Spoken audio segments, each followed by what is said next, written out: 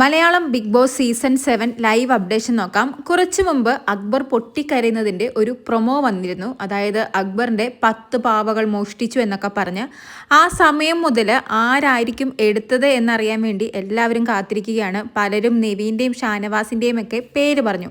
എന്നാൽ ഇപ്പോൾ ആ ഒരു സംഭവം ലൈവിൽ കഴിഞ്ഞിരിക്കുകയാണ്. ഇവിടെ ഗെയിം ചേഞ്ചറായി വന്നിരിക്കുന്നത് ആദിലയാണ്. എല്ലാവരും പരസ്പരം ഒരു ധാരണയൊക്കെ ഉണ്ടായിരുന്നു, ആരും ആരുടെയും പാവയെ തട്ടിപ്പറിക്കരുത്, മോഷ്ടിക്കരുത് എന്നൊക്കെ. ആ ഒരു ധാരണ കൊണ്ടുവന്നതും ആദിലയും നൂറയൊക്കെ തന്നെയാണ്. എന്നിട്ടിപ്പോൾ ആദില തന്നെയാണ് അക്ബറിന്റെ 10 പാവകളെ മോഷ്ടിച്ച് അനുമോളുടെ ബെഡിന് പുറകിൽ കൊണ്ട് വെക്കുന്നതായിട്ടാണ് നമ്മളെ ലൈവിൽ കാണിക്കുന്നത്. എല്ലാവരും പുറത്തിരിക്കുന്ന സമയമായിരുന്നു. അക്ബർ, ആദില, നൂറ അവരെല്ലാം. ആ സമയത്ത് ലക്ഷ്മി ഒരു പ്രാങ്ക് ചെയ്യുന്നു. ലക്ഷ്മി വന്ന് പറയുന്നുണ്ട് ബെഡ്റൂമിലെല്ലാം വലിച്ചു വാരിയിട്ടേക്കുക, ഒന്ന് വന്ന് നോക്കുന്നൊക്കെ. അപ്പോൾ ആദ്യം വന്ന് ആദില നോക്കുന്നുണ്ട്. എന്നിട്ട് പുറത്ത് പോയി പറയുന്നുണ്ട് അക്ബറിന്റെ സാധനങ്ങളാണ് എല്ലാം വലിച്ചു വാരിയിട്ടിരിക്കുന്നതെന്ന്. പക്ഷെ അപ്പോഴും അക്ബർ പറയുന്നുണ്ട് കുഴപ്പമില്ല, അവിടെ കിടക്കട്ടെ എന്ന്. പിന്നീട് ആദില നൈസായിട്ട് വന്ന് അക്ബറിന്റെ ബെഡ് സ്പേസിൽ നിന്നും അക്ബർ സൂക്ഷിച്ചു വെച്ച 10 പാവകളും എടുത്ത് അനുമോളുടെ ബെഡിന് പുറകിൽ കൊണ്ടുപോയി വെക്കുകയാണ്.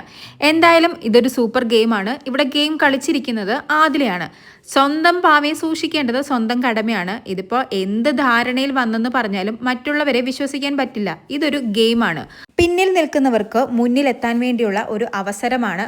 എന്തായാലും ഇവിടെ നന്നായി ഗെയിം കളിച്ചിരിക്കുന്നത് ആദിലയാണ്. ഈ കാര്യത്തിൽ നമുക്ക് ആദിലയെ ഒരു കുറ്റവും പറയാൻ പറ്റില്ല. കാരണം ആദില കളിച്ചത് ആദിലയുടെ ഗെയിമാണ്.